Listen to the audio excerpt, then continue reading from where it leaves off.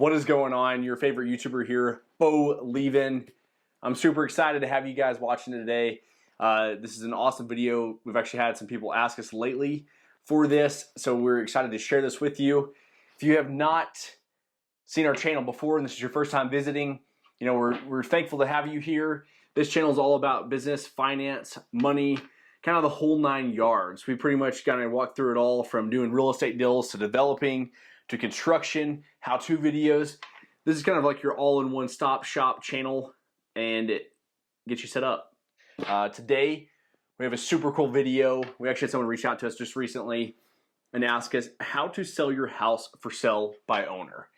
Because a lot of times nowadays, you have an agent, they do it all for you, and it does make the process a lot easier. But for all those people out there that want to do that themselves, I've been on both sides of the boat here. I've been a real estate agent. I've had my license for, I'd say I had it for about 5 years. Where I was actively doing it, and then also doing our own deals. And then I actually stopped using that license, started working with a family member and some other real estate agents, and we started just doing our own deals, investment properties, things. So I really never bought and sold after that. I kind of, was looking for another career that we wanted to go after, and so it worked out how it was supposed to. But I do have the experience of being a real estate agent, sold quite a bit, but also being on the other side of things too, of the investing side and so forth. But let's go ahead and get into it and show you how to get your house listed for sale by owner. Really, the real question is, whenever you're getting started, is where do I start? You're probably thinking, what do I need to do to get my house on the market ready to go? Well, first things first is, if you really decide you're not going to work with an agent, is you're going to have all your little ducks in a row. And number one is to go out there and figure out what is around you right now that's selling. And you can't compare your house to the house down the street. Say that house is a 6-bedroom, 6-bath, and yours is a 3-bedroom, 2-bath, and a 1-car garage. They have 3 garages. You can't compare to different things like that of what they're going for price per square foot, because they might have a house that's more updated, or you might have a house that's more updated. You got to go to something that's pretty much comparable to what's going on around you in those neighborhoods. So the best thing to do is, say you have a 3-bedroom, 2-bath house, 2-car garage. What you want to do is look up something around there that's selling within that vicinity of your neighborhood or close by there, of the price per square foot that it's going for. So say that in your area, just a ballpark number, it's $100 a square foot is what you think that your house is valued at to you, right? Because everybody else doesn't see the value of your house like you see the value of your house.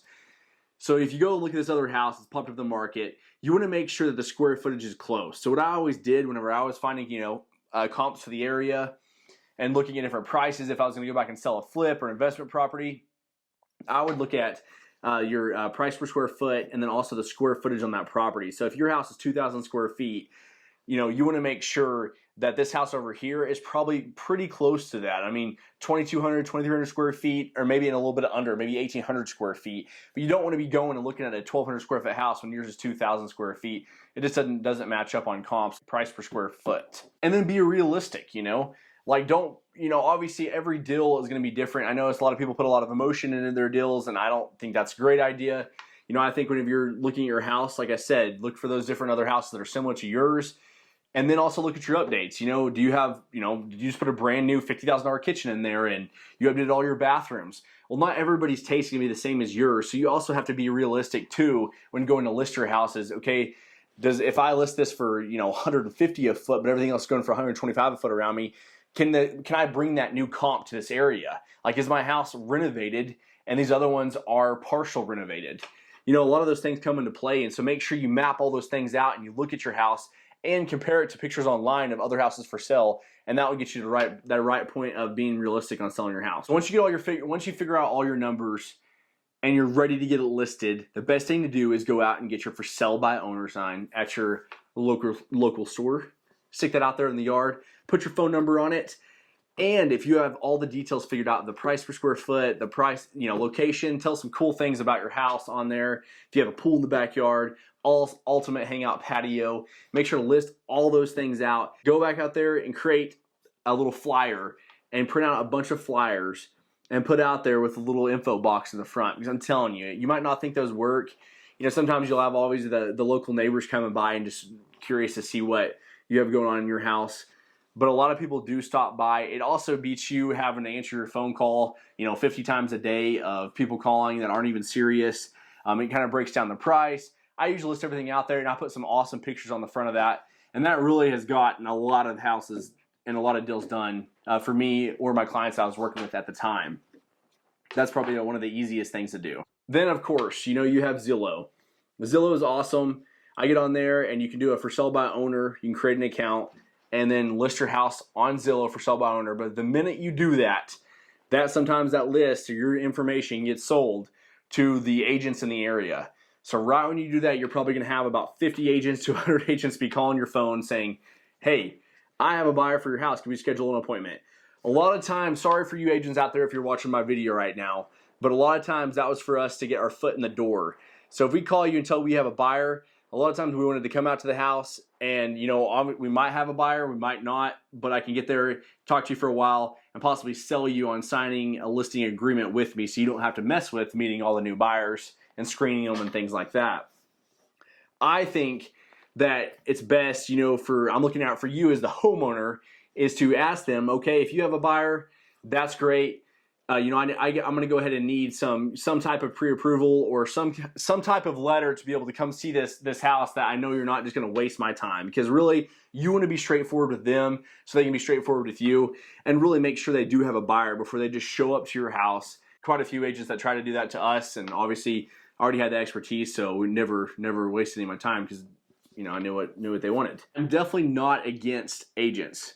I love working with agents. We still work with agents all the time, and we have some good friends that are agents. If you're totally not against working with agents, there really are some good ones out there.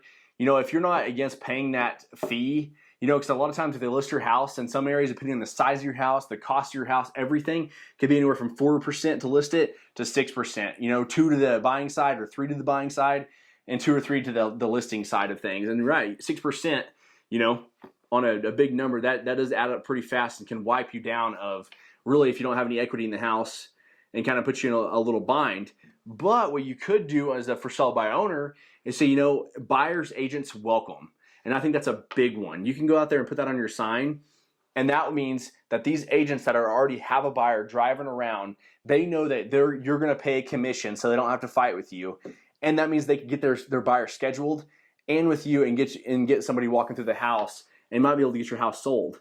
Because a lot of times too, a agent's going to avoid a for sale by owner sign because they think, man, I am not going to go out and I'm not going to talk to this homeowner today because all they're going to do is tell me, no, I don't like working with agents or I already have one and things. And if you don't have a listing side, I think it's perfect. Put that real big on there, buyer's agent welcome, and then offer 2% commission. Just write it on there.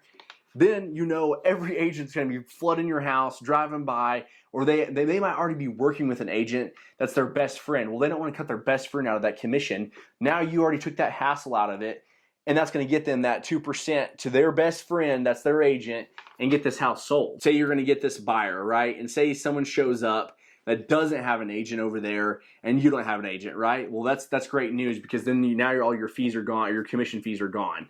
Well, you still need to go and you need to use a title company. I don't care if you're working with an agent or you're doing your thing or something on your own. You need to find a good title company in the area that's pretty well known, and that's what takes a lot of the headache out of the legal stuff. So they'll do all those legal documents for you. Of course, you have to pay your percentages to the title company, like the 0.9% plus some other fees.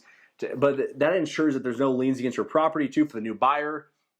And it also ensures it too that they're taking the liability of transferring everything over, and you don't have to mess with it. And so I really believe, make sure you're using a title company to close your property, whether you're working with an agent or you're doing it on your own. Now, if this other person doesn't have an agent, and say that I walked up there and I didn't know anything about real estate contracts and you don't know anything about real estate contracts, there's an issue there because you're going to have to go out and pay somebody or find somebody that can help you do that Texas residential or that residential contract or wherever you are, and the other documents along with it.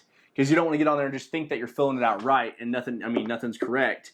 So you're going to have to probably pay a real estate attorney or somebody, and you don't want to go and ask your friend that's a real estate agent because that would be pretty cutthroat of you wanting them to do your real estate contract even though you didn't list it with them. So I don't recommend doing that. That'll really kind of burn you a little bit. So yeah, that's the biggest thing is figuring out those documents because you really need those in place. You really need to follow those residential contracts and then also you'll give those residential contracts to the title company when that goes under contract. And then that gives the buyer, you know, their time on there, you know, with the real estate attorney or somebody else explaining it to you that you were, if you didn't know anything about a contract. Other downfall for sell by owner is, yes, it's on Zillow, but you no longer have it on MLS. So that means if you have, say here in Amarillo, we have 1,000 agents that are in the system.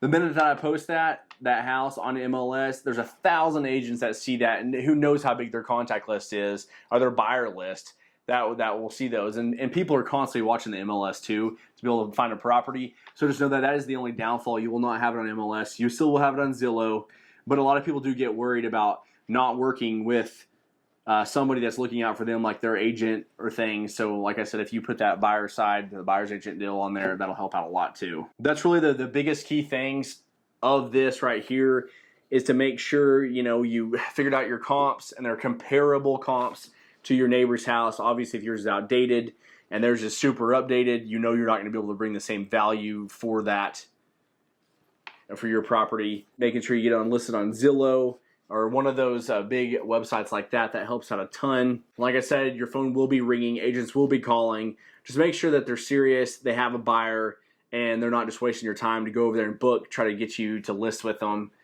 You know, a lot of times right now, the way the market is, I think it's going to be a lot easier for you just to go ahead, and if you were to do for sell by owner, or whether you did the buyer's agent welcome, however you did it, the market's crazy and houses are selling fast, and I don't think that it's going to slow down at all. I hope this answered your questions.